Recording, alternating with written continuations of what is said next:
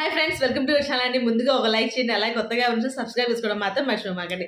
సంజన గారికి అన్యాయం, నిజంగానే అన్యాయం జరిగిందండి. ఫ్యామిలీ నుంచి వచ్చిన మెసేజ్ ఆమెకి ఎటువంటి మెసేజ్ కూడా అందలేదు.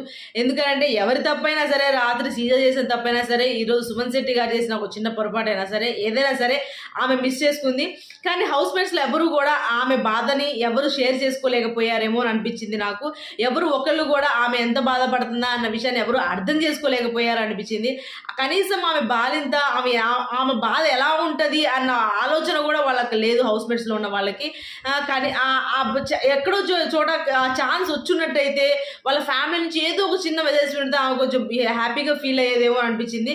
మిగతా వాళ్ళది కూడా ఎమోషనలే, కానీ ఇది ఒక సపరేట్ అయిన ఎమోషనల్ ఏమో అనిపించింది. చాలా బాధగా అనిపించింది ఆమెకి అవకాశం రాకపోవడం.